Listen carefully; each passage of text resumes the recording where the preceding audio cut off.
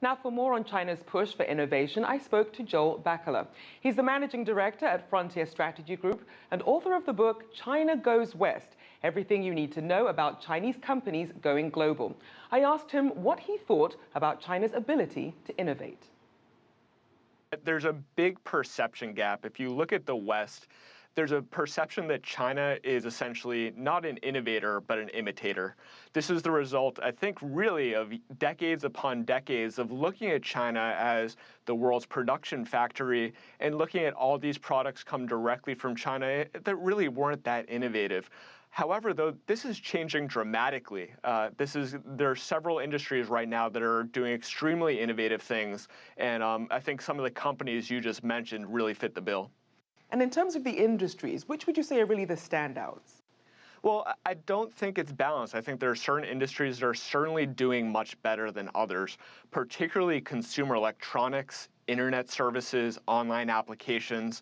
For example, just a few months ago, I was in Beijing and I met with a series of executives at Xiaomi, the company you just talked about, and looking at the product lines that they had and the different innovations that they were working on, I was really blown away. However, you can't say that if you're looking at things like the pharmaceutical industry or advanced technology. None of this is necessarily equal. There are certain areas that are certainly doing better than others. I think a lot of this, though, comes to the people behind these companies and the founders and operators behind the companies themselves. And in terms of perhaps those markets that aren't getting enough attention, are there any untapped markets that you think might be ripe for innovation? I think across the board, I think the Chinese government has been very clear that they want to foster ongoing what they call indigenous innovation or domestic innovation across all sectors of the economy. Honestly, I think one of the best things that they've done, though, is the country's going out policy, which is a policy that looks to get more and more Chinese companies to go global, entering markets in the United States, Europe, other emerging markets.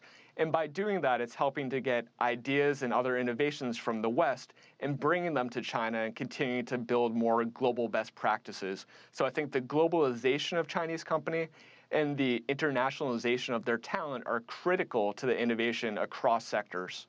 Now, in terms of the strategy of growing that expansion, is it better to really hone in on that Chinese and Asian market, or perhaps just try and venture out and start out west?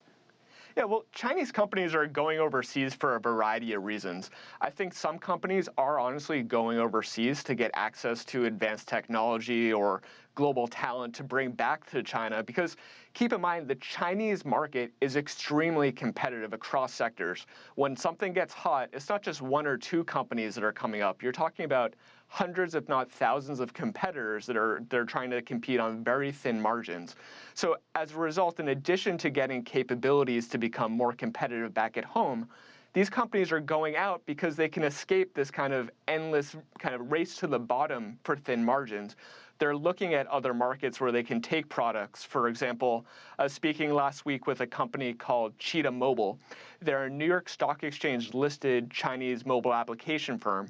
And they, from the beginning, have gone global because they think that there's greater protections for their IP and looking at their products at a global level instead of in China. And I think this can be said for many other industries, especially in the technology space and other innovative areas where you need certain patent protections in markets like the US and Europe, where it's much easier to grow your business with protection of the rule of law. And speaking of those tech markets, we're also seeing this new crop of young tech entrepreneurs. How are they changing the innovation landscape in China? These entrepreneurs are critical to the development of the entrepreneurial advancement of China. If you look at any of these companies, they're being run by much younger, much more ambitious executives than the past. They often have education from Western institutions in the United States or Europe. They're getting international experience at global management consulting companies and global companies around the world, and then bringing that expertise back to China. They're often called, actually, sea turtles. The Chinese is haigui. And these sea turtles are coming back to China and building global companies. And the talent is going to be critical, not just in the tech industry, but across industries for this to continue to be a trend for the future. Now, for people, everyday Chinese people who are perhaps sitting at home wondering, how does this push for innovation affect me? What sort of impact do you think it's going to have on just the everyday person in China? Well, I think it's already having a number of positive impacts on everyday Chinese citizens. At a very basic level, let's just look at convenience of life. Anybody that's been in a cab in Beijing knows that it can be a very difficult city to get around. It's big, it's full of traffic. But meanwhile, if you can use your mobile phone, order any range of products from your books to groceries to anything right in the morning, and then have those products delivered right to your door at the end of the day, that's huge.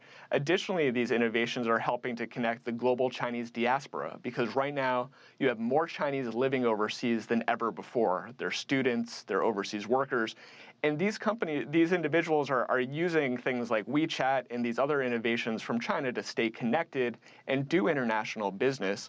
And then the positive thing for businesses is these overseas Chinese are brand ambassadors to help kind of advance the recognition of these Chinese companies in other overseas markets.